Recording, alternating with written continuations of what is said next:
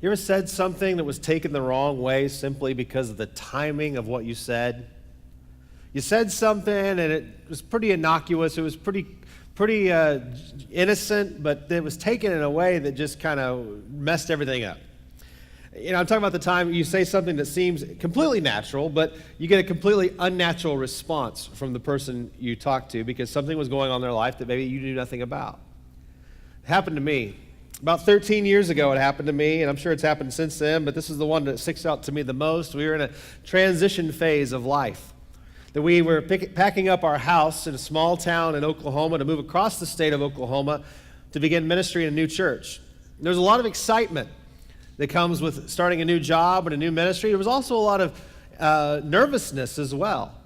What's going to happen? Are we going to be well received? Is it going to be a successful ministry? And so as we were packing our house, I got a hankering for a big Dr. Pepper, heaven's nectar. I really wanted some Dr. Pepper, and it just so happened that across the street from where we lived, in this little bitty town of about 300 people, was the cultural center of the town. It was a gas station. We called it the Quick Stop. The Quick Stop is where you could get all you wanted. You could get your gas, obviously, and you could always get burritos or pizzas or egg rolls that they had cooked up in the back somewhere. And then during a certain time of the day, they had happy hour, where the drinks were cheaper than normal, and you could get a big, almost like keg-sized drink of Dr. Pepper, and it was a good thing. And so I decided that I was going to go and get drinks while we were packing. I got my drink order from my sister who was helping us pack, and I made my way into the bedroom where Carrie was packing up the closet. And at this point, I asked her a question that I had likely asked her hundreds of times before. And I said, "I'm going to the Quick Stop. Do you want a Dr. Pepper?" Now, the normal response to that would be, "Yes, please," or "Nah, I'm okay."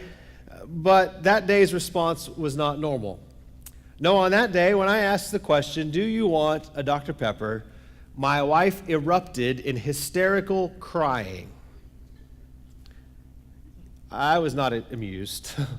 I didn't know what I had said. I was like, what's going on here? What have I done? Actually, I thought maybe my sister got in a fight with my wife and I didn't know about it. Maybe there was something going on. And why would you respond to me asking if you want a drink with that kind of hysterical crying? And she sobbed uncontrollably on the floor as I was trying to gather myself and figure out what to do next. And as she sobbed, she finally, kind of between the tears and the sobbing, she finally told me what was going on. Just 1 hour before I had asked this seemingly innocuous question about Dr. Pepper, she was packing stuff in the bathroom. And while packing stuff in the bathroom, she had come across an item that she didn't think we'd really need anymore, and something that she really didn't feel like packing. And so she decided she was going to use that item right then and there. That item was a pregnancy test. There were no pregnancy symptoms in her life. It's just that she had found this underneath the sink and said, "I'm not going to move this along," because we had 2 kids, and that was plenty. We didn't need any more. We were good to go. And what happened when she took that pregnancy test on a whim, she found out that she was indeed pregnant. And so when I asked her if she wanted a Dr. Pepper, which was something that was strictly forbidden while she was pregnant, it opened the floodgates. You see, my question, it was a normal question, but it was far from normal circumstances. I tell you that story because I'm introducing a new sermon series today. And while that sermon series may be a normal sermon series, it comes at a time in our congregation that is not altogether normal. Over the next few weeks, we're going to be talking about stewardship, particularly about God's perspective about our money and our material things. And last year, I knew that I needed this year to plan a series, to preach a series on stewardship. Throughout the years, I've been here 5 years, and every year I've had a couple of sermons in a year about that. And whenever it naturally came up in Scripture, I would talk about principles of stewardship and how God viewed those things. But it had been several years since we actually had a multi-week study on money and stewardship. And so, as may have heard me say in the past, while some preachers are scared to talk about money, I'm scared to not talk about money. Because God has made such a profound impact in my life in regards to stewardship and how it's affected my life that That's a story that I think needs to be told. There's so much biblical truth that needs to be shared with us as God's people so we can be reminded about what God thinks of those things. But I'll be honest with you, that now that the time has come to actually do the series, I have to admit I'm a little scared. You see, the reason I'm a little scared is that while this sermon series is a normal sermon series, this is not a time of normal circumstances. And to put it bluntly, there are financial trends in our congregation that we should be concerned about. I want to share with you the data, the stats about our financial situation at this congregation.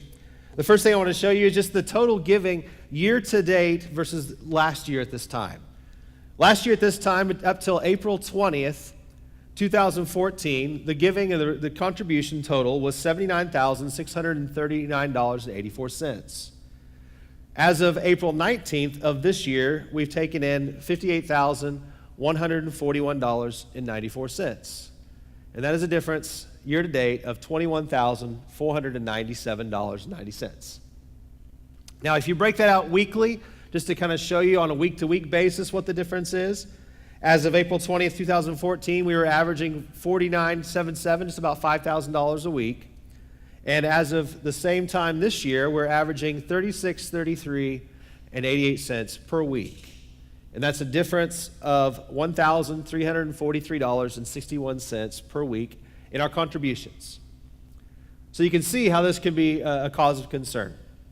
Now let's compare that though to some other numbers, because really it's about how much we need, how much we're budgeted, things of that nature. Our weekly annual budget, based on the budget that was presented at the last annual meeting, the weekly need according to that budget is $5,082.98.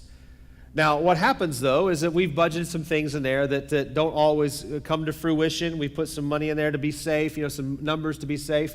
And so what I wanted to share with you, just to kind of give you a clear picture of this and be completely transparent, is I wanted to show you our average spending, our cost throughout this year so far, year to date. And our average weekly need, according to what we've spent, is $4,785.84. Okay, and that's pretty well right on track with what it's going to be weekly throughout the year. And that includes everything: the building, salaries, missions, and if you can recall, we increased our mission giving this year as we added Elijah Peters and his family onto our mission budget as well. That means that our deficit to budget, meaning the budget number minus what we've taken in, our deficit to budget is $1,449.10 per week.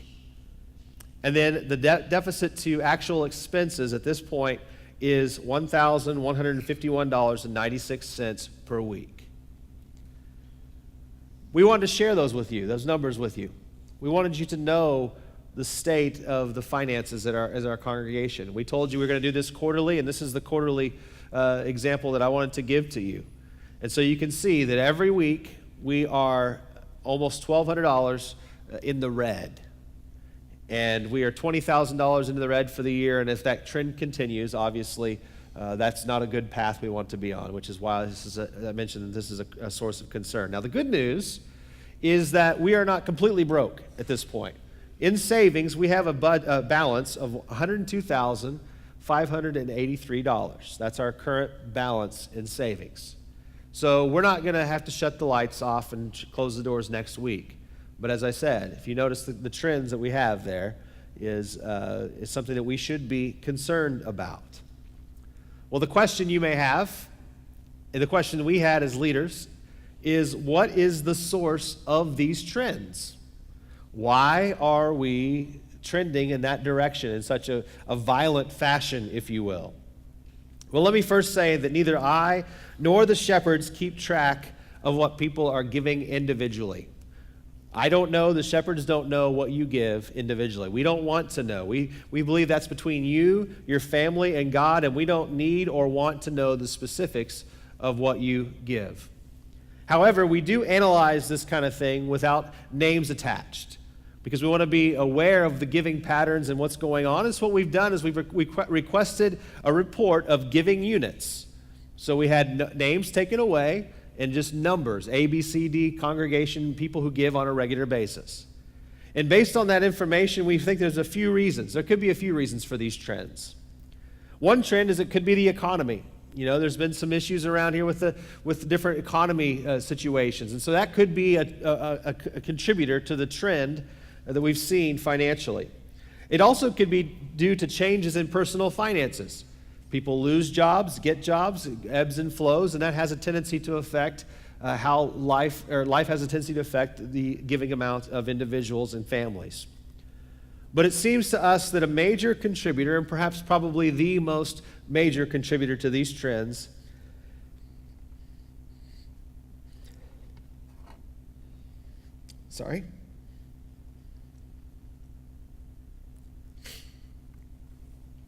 is simply that people who have been a part of Christ Covenant Church have moved on to other congregations. Now, I guess you can see my next line here is, now I must confess to you that lead minister is difficult when people leave the church. I think you probably can see that now. You see, we take it personally. Lead ministers take it personally when people leave the church. It's hard. It's easy in our brains to say it's not just us. It's not a personal thing. And in fact, some of the people we've talked to that have moved on have said it's not a personal thing, but it's hard. A lead minister takes it personally. A lead minister in this scenario worries about our own leadership and the style of leadership and the skill of our leadership and the giftedness. We worry about that. And frankly, when things like this happen and people leave the church, we worry about our job. We worry about my job. But God strengthened my heart. And He strengthened my spirit in regards to this just a few weeks ago at our 10th anniversary celebration. If you remember, we had videos from the two former ministers, Jerry Fenter and Winston Hancock, and Jerry shared his perspective, which I thought was so helpful and such a blessing. He shared his perspective on the merger in the video. And I wanted to share with you again the part of the video that he shared that calmed my heart and calmed my spirit. Would you go ahead and show the video of Jerry, please?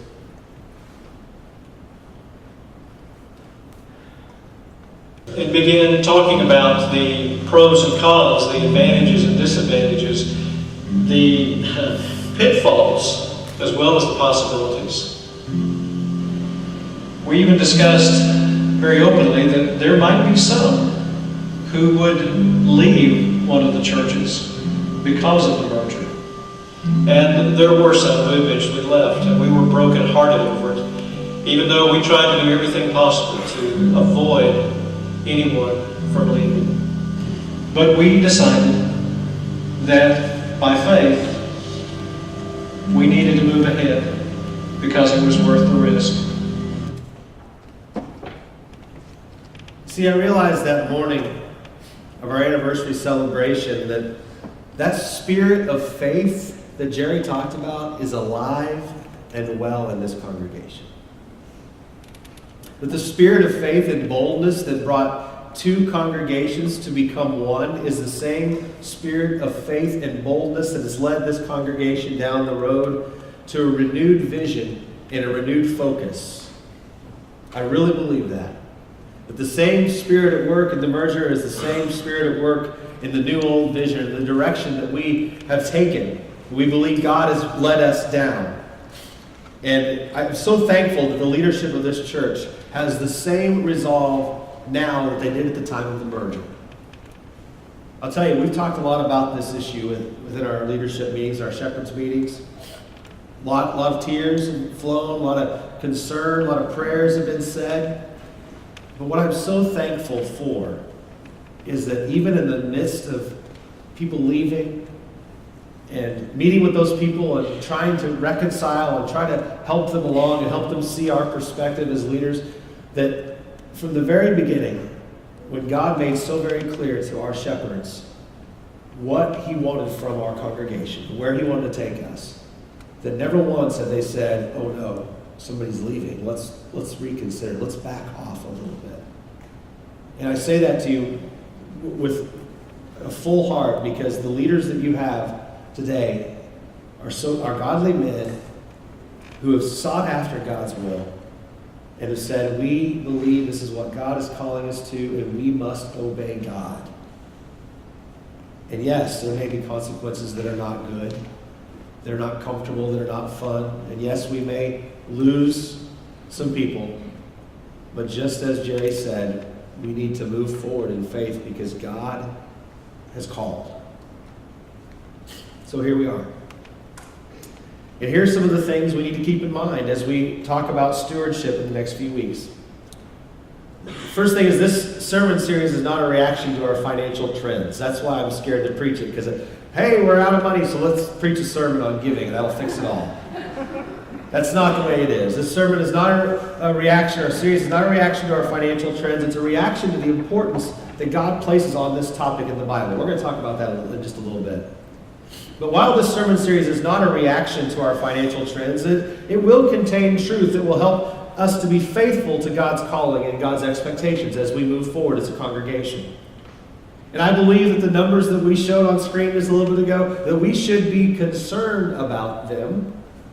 But I also believe that God is bigger than our financial needs, our financial problems. And that while it might not be easy, God will provide a way for us to follow Him down the path that He's called us to.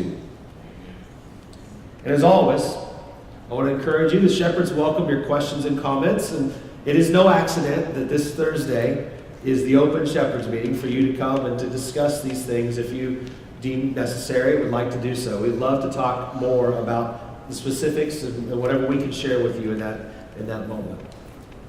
But right now, I want to start with that, and now I just want to pray. Can we pray?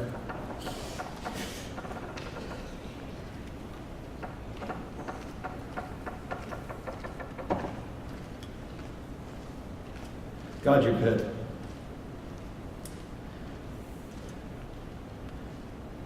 You're so good to us, and you've never told us that following you would be easy. You never told us that becoming the people of God that you called us to would be comfortable. You always told us that we would have to have faith in you, so we pray that you will just give us faith. Lord, I pray for those people that have decided to move on, our brothers and sisters in Christ who I love so much. I pray you'll guide them and direct them. And let their lives be a glory to you. Let their churches that they participate in be fruitful and multiply the way you've called them to. But God, I pray for us that you will help us to follow your will every step of the way, regardless of the consequences. That you will just help us to have faith and to walk in the steps that you'd have us to walk.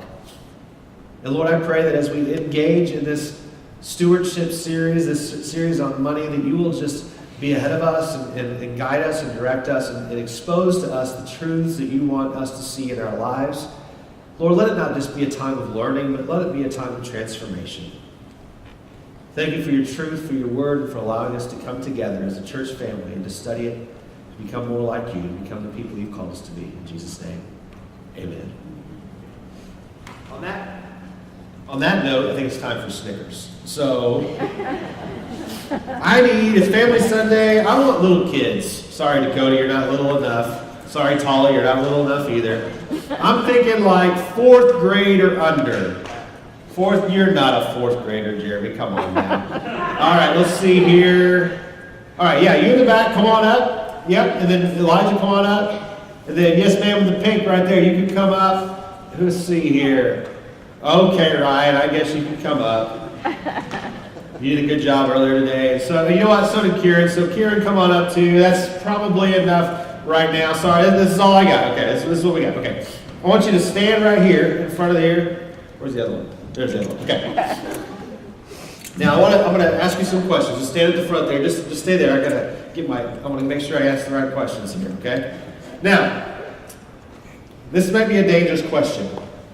But what are some rules or instructions that your parents say a lot at your house?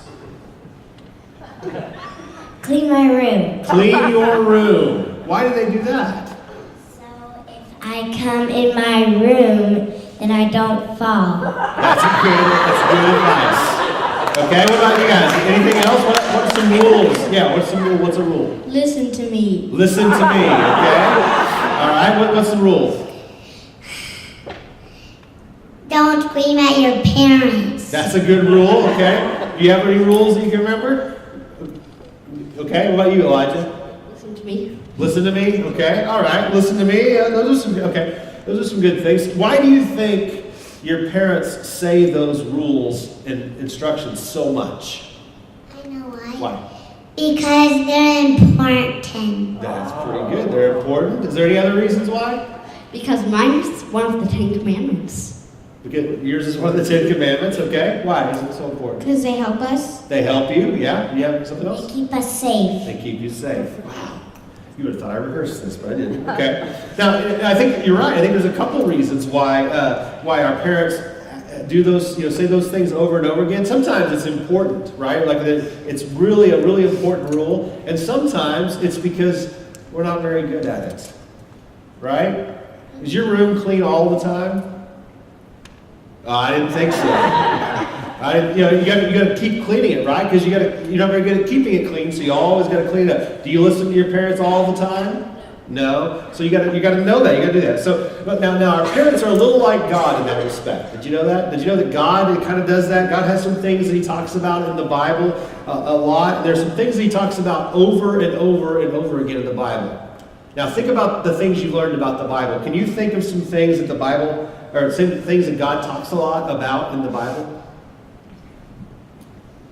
He talks about the 10 Commandments. Talks about the 10 Commandments, okay. What else? What are some things that God says a lot? Be safe. Okay, be safe. What are some other things that God talks a lot about? His son and all the people. Yeah, His Son, right? That's important. Is there anything else? That was yours, okay. What do you think? Sins. Sins and obedience and love. There's a lot of things God talks about, right? That's the truth. Well, one thing that God talks a lot about, believe it or not, is money and possessions. God talks a lot about money and possessions in the Bible. In fact, believe it or not, the Bible has about 500 verses about prayer. That's a lot of verses, right? Okay? He's got about 500 verses about faith. That's a lot of verses, right? And in the Bible, there's over 2,350 verses that deal with money or possessions. That's what I thought, too. That's a lot of verses. Now, in fact, Jesus, when He was on the earth, when you read about these teachings, He talked more about the poor and money and giving than He talked about anything else in the Bible. So, one more question before you sit down now. You have a question for me? Oh, well, let's see what he's got. God talks about Jesus because He's really important. That is absolutely true. Absolutely true. Now, let me ask you a question now. Last question before you sit down. What is money? It helps you with important stuff. Okay. What is money? Stuff that you can pay with. Okay. Stuff that you can buy with. Okay. Stuff that you work really hard to get. Okay. Stuff that you get, food and stuff that you need. Okay. Now, today we're going to talk about what money is, okay? So I want you to pay very close attention. But more importantly, we're going to talk about what God says money is, okay? Oh, I promised you Snickers, didn't I? Let me get you some Snickers and then you can sit down. Hold on here. I got them in here somewhere. Here we go. Here's a couple for you right there. How's that work? There's a couple for you. There's a couple for you. A couple for you. And a couple for you. And would you share your appreciation for them? Here's a couple for people out there, too. You guys can go sit down now. One for each section. All right. The rest are for me later.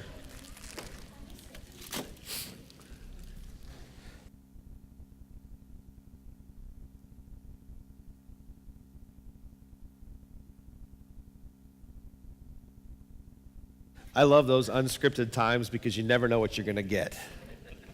And it makes parents really nervous. I love it.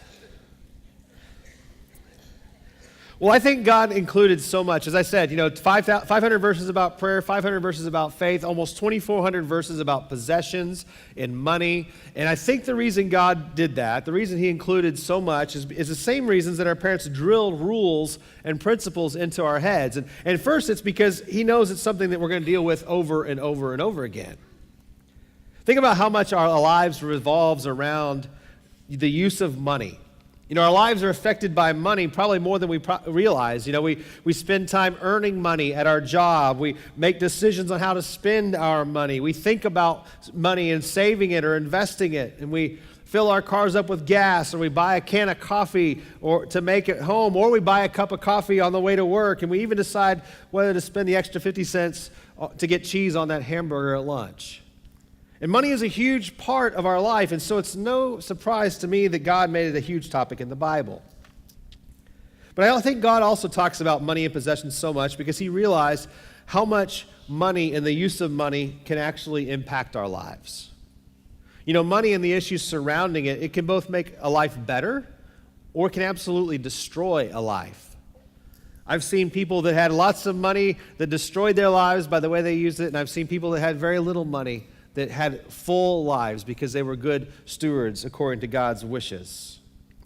But most importantly is that God knows that how we handle our money actually affects our relationship with him. Do you believe that?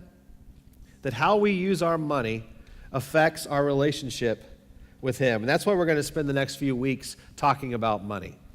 Now, this is not just a series on giving. Not even in the least. Absolutely we're going to talk about that, but giving is only a small piece of the puzzle. And what we want to do throughout the next few weeks is to see money and possessions from God's perspective and then align our lives accordingly. And if you were here in 2005, some of this might sound a little familiar. So what is money? That's the question we ask the kids. And how do we define it? What is money? Well, Merriam-Webster.com defines money as something generally accepted as a medium of exchange, a measure of value, or a means of payment. That's pretty well what the kids said, right? Something you buy stuff with, something you use, that kind of thing.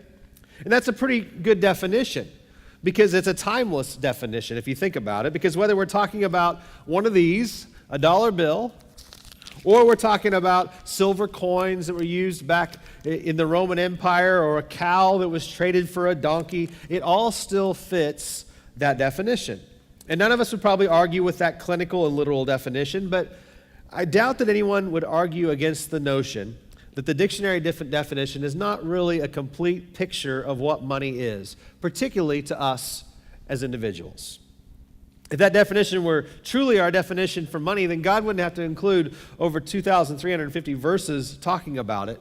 And if it were simply a medium of exchange, we wouldn't have any issues. But too often I think we consider money to be something it's not, something that does not match up with God's will for our perspective of money. And so while we may physically keep our money in a wallet or a purse or in a bank account, money has a very different container in our brains and practically in our lives. And so to help define money from God's perspective, I want to look at some common containers that we keep our money in. Now, this is not literal. You don't actually probably keep your money in these things, but the way we view money may seem like that's an appropriate place to keep our money. And then we're going to compare those things to God's Word. Now, by the way, when we study God's Word in this series, instead of focusing on one passage, we're going to examine a variety of passages in which God reveals his perspective. And we're going to put those scripture on the screen. But I encourage you maybe to jot down those references on your bulletin or whatever the case may be, and take them home and look at them again later in a little more depth. But let's look at some of the containers we keep our money in. Some containers. I got some containers in here. All right, here's the first one. Here's the first thing we keep our money in. It's a drug bottle. I actually have $1 in here, as a matter of fact, right there. We keep our money in a prescription drug bottle sometimes. A lot of us view money in such a way that we should keep it in one of these because we view money as a drug. Specifically, we view it as an antidepressant or maybe a pain reliever. And when we view money as a drug, it's not the money itself that makes us happy as much as what it is that we can do with it, or more appropriately, what we can buy with it. I don't know anybody that doesn't enjoy to spend a little money sometime. I was going to Harbor Freight yesterday. Andrew was staying at our house, and I took him and Nate to Harbor Freight. And I looked around. We were just getting a couple of things, and I said, what else do we need before we leave Daddy's toy store? We all have our toy store, whether it's a tool shop or a toy store or a clothing shop. We all enjoy spending money. And so, it gives us a feeling, a rush. I'm going to keep talking about it anyway. It gives us a rush of excitement. It gives us some kind of a feeling of adrenaline when we spend money. And so when people use money as a drug, they're usually looking for instant gratification. They're kind of like a headache pill. We spend a little money to bring us some happiness. And we use shopping as a pain reliever to make us feel better. But here's the problem, is that we get addicted to the feeling that our drug gives us. And so pretty soon, the little toys don't make us happy anymore. I used to be so thrilled to get a 33-cent candy bar at Walmart when I was a kid. I got to tell you, it's not as exciting anymore. I graduated past those things to bigger toys. And so, when that thrill is gone, there's always bigger toys that we can find, right? But guess what? We become dependent on this drug for happiness, and that's not exactly what God has expected or called us to. Let's see what God has to say. 1 Timothy chapter 6, verses 6 through 8. But godliness with contentment is great gain, for we brought nothing into this world. We can take nothing out of it. But if we have food and clothing, we will be content with that. People who want to get rich fall into temptation and a trap, into many foolish and harmful desires that plunge men into ruin and destruction. For the love of money is a root of all kinds of evil. Some people eager for money have wandered from the faith and pierced themselves with many griefs. Look at that verse 8 right there. Can we say that about ourselves? But if we have food and clothing, we will be content with that. And all God's people said, ouch. Think about that. Contentment. And it says we came with nothing. It means we can leave with nothing. And discontentment leads to many griefs. And what God is saying here is that, if you're just looking for the next toy, you're looking for the next thrill of spending money, then you're not content. And that's going to lead to many griefs. In Philippians 4, verses 11 through 13, I'm not saying this because I'm in need, for I have learned to be content whatever the circumstances. I know what it is to be in need, and I know what it is to have plenty. I have learned the secret of being content in any and every situation. Whether well-fed or hungry, whether living in plenty or in want, I can do everything through him who gives me strength. And you've heard me talk about this verse before. One of my little pet peeves is that, and I used to misuse the verse too, that I can do all things through Christ who gives me strength. And we have this superhero kind of t-shirt mentality, put it on the wall, and certainly God empowers us to do things. But God was not talking about running marathons and overcoming struggles when he had inspired the Apostle Paul to write this verse, Philippians 4:13. Instead, he was talking about contentment, that no matter how much I have or how little I have, I can be content because I can do it through Christ. That's what we're talking about here. That's what God says. That's what God expects. And guess what? If your money is in one of these, you're not content, and you're not going to be content. May not sound like a lot of fun, contentment, but we are used to, because we're used to that thrill that the drug offers. But believe it or not, contentment does free us. It frees us. So this container, it won't do. Let's try something else. I got another one here. This is a phone case. I got $1. I keep $1 in my phone case. Not really, but that's the idea here. A phone case. Now let me tell you why I think we may view money in a way that it should go in here. We have a lot of uses for our cell phones, but I think that the reason that money might fit in here is related to the reason that my family, that my wife and I bought all of our kids' cell phones. When I was a parent of very young children, I never would have imagined that I would give my kids a cell phone. In fact, for the longest time, our family only had one phone, and Carrie didn't even own her own phone until about 10 years ago. So we never thought we would just give our kids one. We'd have 5. Why would you need 5 cell phones in a family? But sure enough, by the time our youngest, Riley, was in 4th grade, we had purchased cell phones for every one of our kids. Now, it wasn't because we wanted them to be cool. It wasn't that we wanted them to be able to play games.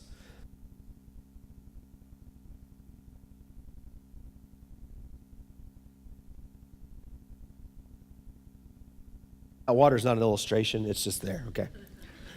And it's not that we want them to be able to text their friends or Instagram or get on Twitter or any of that stuff. No, the reason we got our kids cell phones is because it was one more way to keep them safe and secure.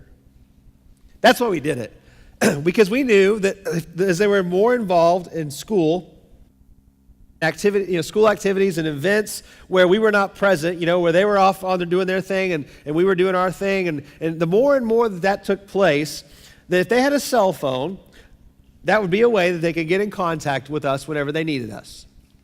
If they're at a sporting event and they're in some trouble, they can call me and I'll come get them. And if they're at school and they need a ride, they can come get me. If Nate's driving and his truck breaks down, then he can give me a call and I can come get him. And so as long as they have a working cell phone, they have a connection to their dad who can come and swoop in and save them and save the day if they need that.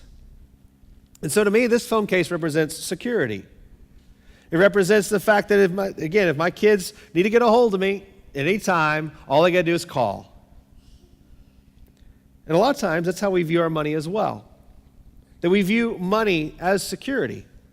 That we think, as long as we have access to money, we will be okay. As long as we have access to that money, no matter what situation may arise, that we're going to be able to survive it. And we think that maybe the more money we have in our cell phone case, the more money we have, the safer and more secure we feel. And that's a logical way to look at money, at least from the world's perspective. And it certainly appears as if you could buy yourself out of most problems you encounter in this world. It kind of feels that way, doesn't it? But what does God say? We've got the parable in Luke 12, where Jesus tells the story of the rich farmer who had a bumper crop. And he didn't have enough room to store up all his crops, and so he decided to tear down his barns and to get new ones. And with all that stuff, he basically said, I got it made. Man, this is like the biggest crop I can imagine, and so now I can just hang out. I got a big barn. It's full of stuff. My life is taken care of. I can eat, drink, and be merry. But then look what God says to him in Luke chapter 12, verse 20. But God said to him, you fool. This very night your life will be demanded from you. Then who will get what you have prepared for yourself? You fool, God says. There's no security in what you have. It's not going to save you from anything.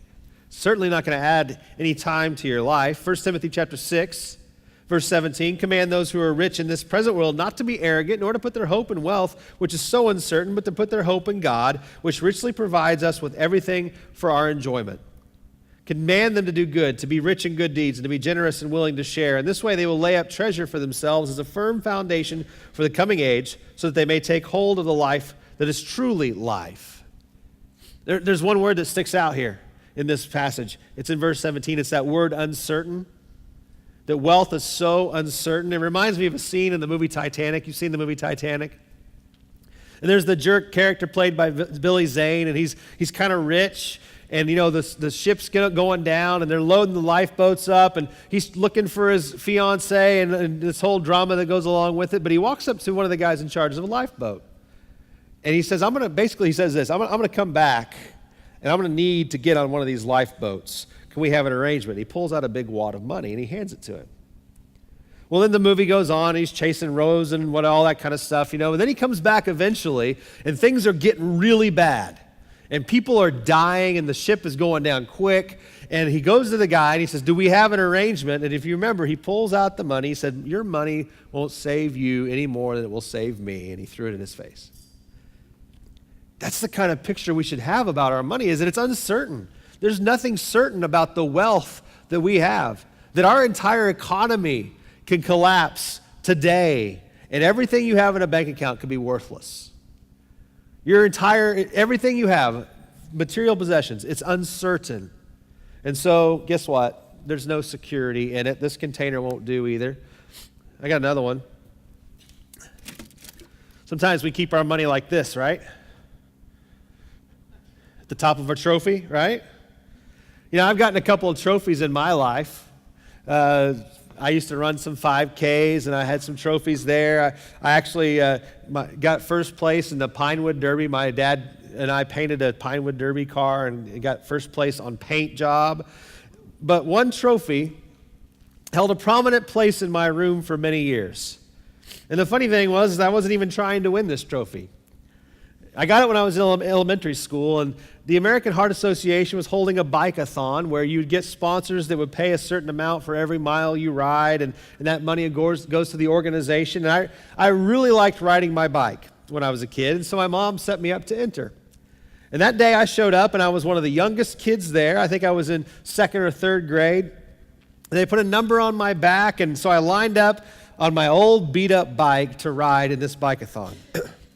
The starting gun went off, and I took off, and I rode, and I rode, and I rode. We had a little, the town I grew up in had a little city square, and it was around, it was about, I guess it was 6 blocks, and we just rode around and around and around that. Now, I've always been competitive, and I don't know if I was competing with someone or just trying to do my best, but I rode that bike like I stole it. I mean, I was just going to town. Riding and riding and riding. When the time was up, they gathered everybody around as a group, and I wasn't sure how much I had ridden, so I was anxious to see the list because they kept track of the list of people who had ridden. And apparently, the top 6 riders with the most distance would be awarded a trophy.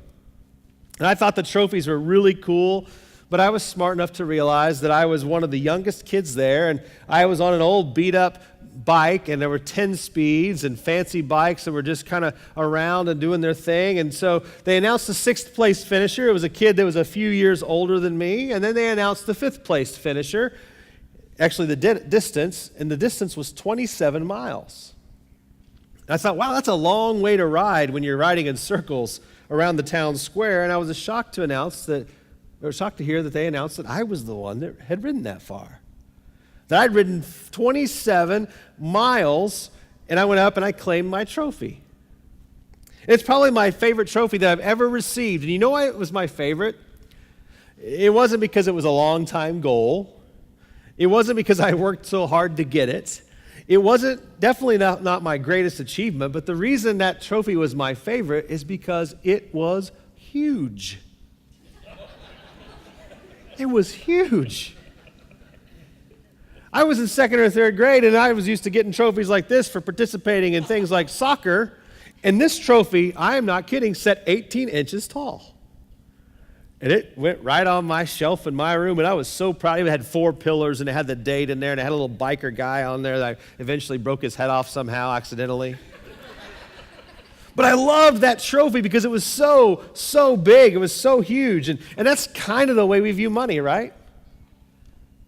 That we see it as the ultimate mark of success. And the more we have, the more successful we are. And the less we have, the more of a failure we feel like we are. And so we think, okay, here's my money. Let's view it as a trophy. Of course, we're a little more modest about that. We don't actually take our trophies with our money out, right? We just buy houses and cars and toys and stuff. But what does God say? Joshua chapter 1, verse 8. God says, "Do not let this book of the law depart from your mouth. Meditate on it day and night, so that you may be careful to do everything written in it. Then you will be prosperous and successful." He says, meditating on God's word is where prosperity and success comes. Proverbs 21, verse 21. "He who pursues righteousness and love finds life, prosperity, and honor. Not he who pursues money and stuff and 401ks, but who pursues righteousness and love." And then you have the parable of the talents in Matthew 25. You know, the master gives servants money to manage while he's gone in increments of 5, 2, and 1. And then when the master comes back, the one who gave 5 turned it into 10, and the one who gave 2 turned it into 4, and the one who gave 1 buried it and only gave back the 1. And so what happens when the master comes back, he asks him to account for what had happened. And this is what he said whenever he found out what had happened. In verse 21, his master replied, "Well done." Oh, by the way, this is the ones the servants who doubled the money. His master replied, "Well done, good and faithful servant. You've been faithful with a few things. I will put you in charge of many things. Come and share your master's happiness." That was for both of them, both the 5 to 10 and the 2 to 4. And then he says this to the one who buried his money. Actually, he calls him a wicked and lazy servant. And he takes away that money and he gives it to the one who had 10, and he threw the servant out who just buried the money. Now, the point of that is this. Success in this parable, it didn't count how much money was given. He didn't say to the one who'd gone from 5 to 10, "Man, you're awesome." And the one who went 2 to 4, "Oh, you're okay."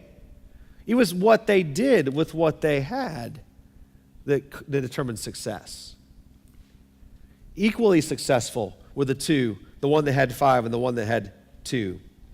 And this is a principle we find throughout God's teaching on money and possessions. It's not how much you have that determines success. It's how you manage what you do have. So money is not success in God's eyes, so this won't work as a container either. But there's another one we have. Something like this.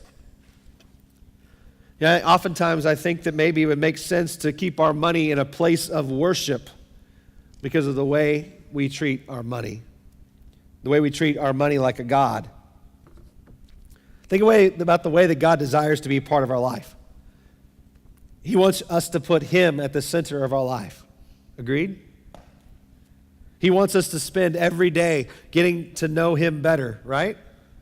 He wants us to make all of our decisions based on His will for our life. Would you agree with that? He simply wants to be the purpose in our life. What He loves, He wants us to love. What He does, He wants us to do. What His mission is, He wants our mission to be, right? But often don't we treat money like God in the practicality of our lives? Don't we often put money at the center of our lives? Don't we spend every day trying to get more money or being concerned with that stuff? A lot of times, don't we make our decisions based on those things? Everything focuses on making a good living. Every day is an endless pursuit of more money and more stuff in this culture. And our financial decisions, they control our lives. I'll tell you what, being in student ministry for 14 years, that was one of my biggest frustrations, is I would try to help a kid grow up and figure out what God had called them to do with their life. And I didn't care what it was. I didn't care whether it was a teacher, a lawyer, a doctor, a garbage man, a minister, or fill in the blank, whatever it might be. I wanted to help them find what God was calling them to do. But almost 95% of the time, when parents and kids started talking about where to go to college, what to do with their life, and I'd ask a kid, "Why do you want to be a dermatologist?" And 95% of the time, the first answer was they make a good living. This is how much the average salary is. And parents, we can't be teaching our kids that has got to be our motivator. That's the first thing we think of when we think of what do we do with our life. And by the way, we can't just say something. You can't just say, well, we need to care about what God wants us to do. We have to live it out as an example. They have to see it in our life that money is not our primary motivation either. And so what happens in all of this is that money and possessions become the purpose of our life sometimes. But look at what God says. It's very simple. It's very plain. Luke chapter 16, verse 13. No servant can serve two masters. Either he will hate the one and love the other, or he will be devoted to the one and despise the other. You cannot serve both God and money. I don't think we like that verse very much in America. I think we like to tightrope it. I think we think maybe if I can just kind of hover over a little bit, I can kind of care about money a little and then care about God, and but that's not what the Bible says. You can't walk that tightrope. It's all or nothing. And so guess what? This container, that won't work either. But I do have one container that I think will work. One more container that I think will work. This is it right here. You see it? It's a toolbox. I think that if God chose a container that represented the mindset that we should have about money, it would be this container right here. You see, I think God has called us and He wants us to view money as a tool. And I think there are several ways that we can find from God's perspective that money is a tool. First of all, a tool is not good or bad. One of the most misquoted verses in the Bible is one that we read earlier, 1 Timothy 6, verse 10. And people misquote it to say that money is the root of all evil. You've heard that, right? But the verse actually is this. You can see, for the love of money is a root of all kinds of evil. Some people eager for money have wandered from the faith and pierced themselves with many griefs. You see, we got to understand that money, it's not good or bad. It's not evil or holy. It's just what you do with it that's good or bad. We find a similar teaching of Jesus in Mark chapter 7. The religious leaders were all up in arms because they weren't following the ceremonial hand-washing thing before eating. And the religious leaders accused them of breaking the religious law, making them unclean. This is what Jesus' response was in Mark chapter 7, verse 14. Again, Jesus called the crowd to him and said, "Listen to me, everyone, and understand this. Nothing outside a man can make him unclean by going into him. Rather, it's what comes out of a man that makes him unclean." And even though Jesus was not talking specifically about money, the principle absolutely applies that this dollar in my hand is not good, nor is it bad. It's what I do with it that makes it good or bad. It's not sinful, nor is it holy. Great example of that. I got some tools in here, actually. This hammer. Is this hammer good? Is it bad? Well, I'll tell you what, I could do some good things with it. Let's say I want to build a house. I'm not going to build a house on stage, but I can use it if I want to construct something and nail the nails in. That's a good thing. That's a good purpose, right? So I could do good with this hammer, right? But you know what else I could do with this hammer? See the pretty Christmas ornament? Bah humbug. Oh, I hurt the little ornament. You see, I can do good or evil with this. I could either use this to build something up, or I could throw it at you right now. I'm not going to do that. Don't worry. It's not a matter of the tool itself. It's a matter of what I do with the tool. And the same thing is true about money. You can do good things. Lindy talked about a good thing you can do. You can support a child with Compassion International. You could be generous. You can do a lot of good things to build up. You could save it. That's a good thing. Or you could do bad things. You could go and spend it foolishly. You could spend it to do evil things even. It's what you do with it that makes it good or evil. Now, the second thing about a tool is that a tool has a purpose. Okay? The first way that money is a tool is it's neither good or bad, but the second way is it also has a purpose. I got some other tools. Of course, you know the hammer. We talked about the hammer. There's a lot of different things there you can do with that. I got another one here, another tool with a purpose. This is an electrical thing where you can get the wire off of off the insulation off the wire, so you can wire things and that sort of thing. You can crimp things with it. That's a tool it has a purpose with electricity. Or electrical work. This is a tool, believe it or not, this is a tool that costs $20 to install a 75-cent part on Nate's truck. And there's a little seal in the transmission that you can barely get to, and this is a tool that is used specifically for that. No other purpose, but just that. Here's another tool that is kind of cool looking. It's kind of fun, right? You know what this is? Anybody know what this is? Joe can't answer. Anybody know what this is? It's for a windshield. Yeah, you can install a windshield with this tool. You put it around, and then the seal brings it for. We're not going to get into that, but there's a purpose for a tool, right? There are purposes for different tools. And in the same way, money has a purpose. And God has been specific about some of the purposes of money. We're going to talk about those in the weeks coming up. But I think we can sum up the purpose of money for Christ followers in one sentence or in one thing. The purpose of this in my pocket and in your pocket as Christ followers is to do one thing: to bring glory to God. I'm not talking about the $10 out of 100 you put in the offering plate. I'm not talking about the money you give to the poor. I'm talking about every dollar that you can claim as your own. The purpose of that is to give glory to God.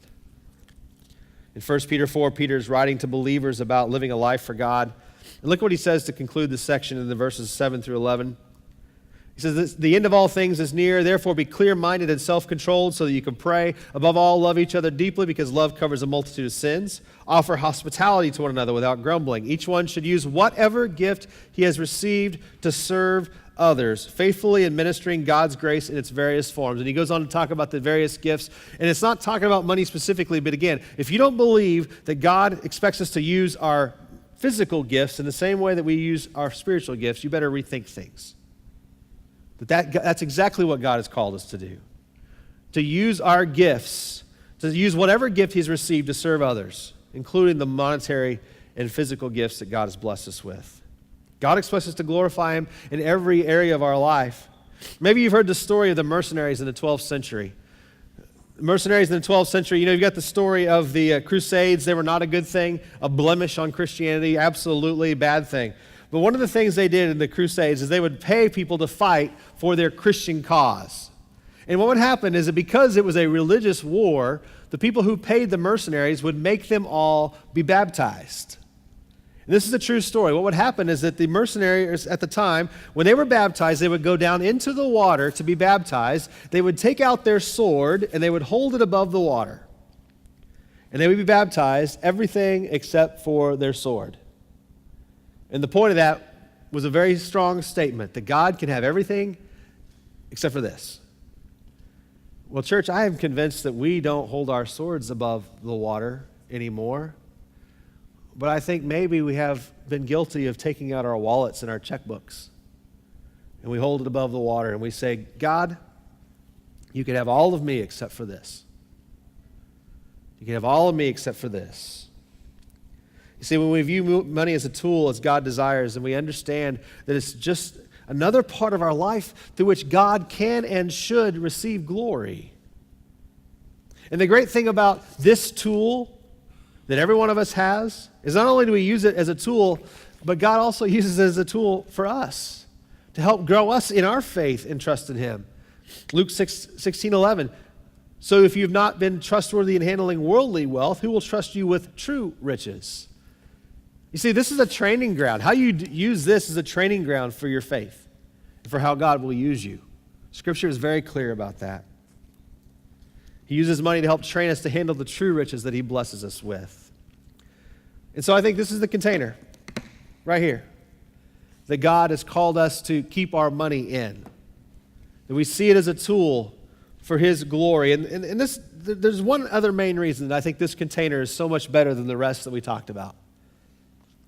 It's because if I keep my money in this container, I'm the master of my money. If I keep my money in any of these containers, then the money becomes a master of me. If I keep it in the pill bottle, I'll always be looking for that next high. If I keep it in the phone case, my security and peace will be controlled by something absolutely unstable. If I keep it on top of a trophy, then I will always be trying to get it, to keep it, to show it off, which will control my life. And if I treat it as a god, then obviously it's going to control my every move. But God wants us to be content. He wants to be our contentment. He wants to be our peace. He wants us to have meaningful success, and he wants us to make him the center of our life. And when it comes to money, that means we view it the way that God is intended, which is as a tool. I read a story this week that John Maxwell told that according to him was true. It was a story about a wealthy man in the 1920s who gave $100,000. It's a lot of money in the 20s. Gave $100,000 to a Methodist Bible college in Liberia. This man was wealthy, and in 1929, the stock market crash came, and the man lost everything, and he disappeared into obscurity.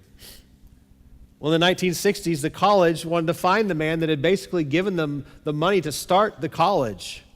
And so they did a search for him.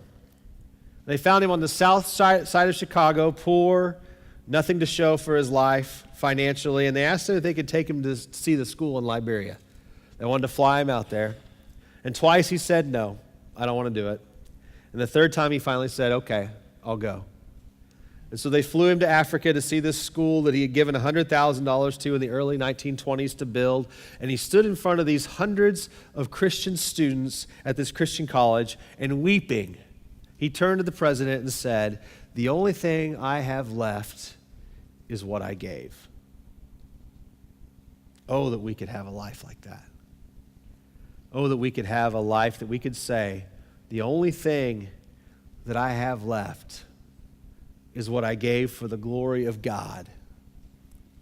Every one of us will soon understand that everything we keep for ourselves, we are going to eventually lose. But everything that we use for the glory of God will not pass away.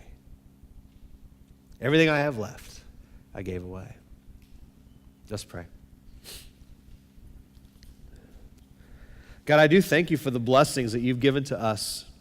As John mentioned earlier, we are so blessed compared to the rest of the world.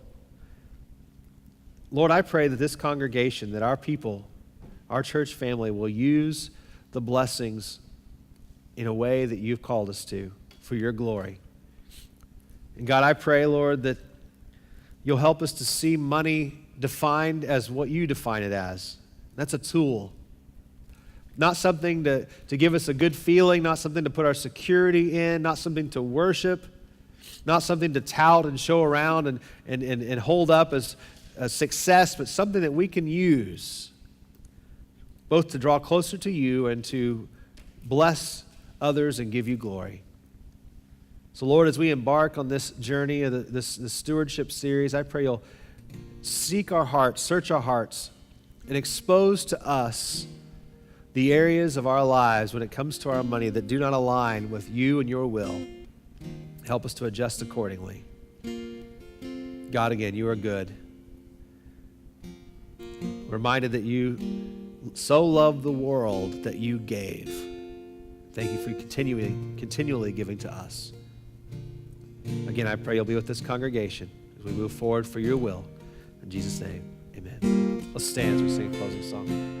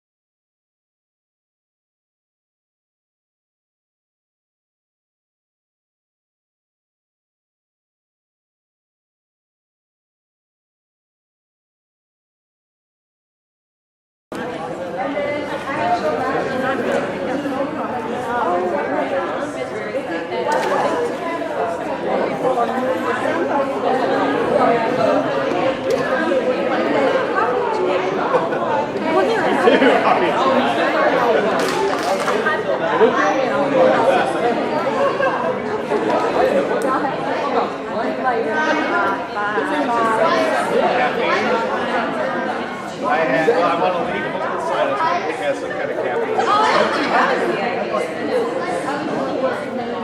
That's the nose.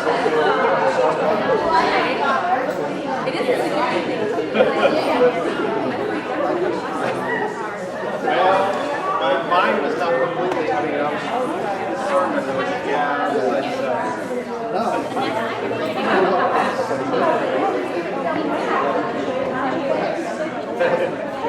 hey, you started it though. Why do you have a blanket?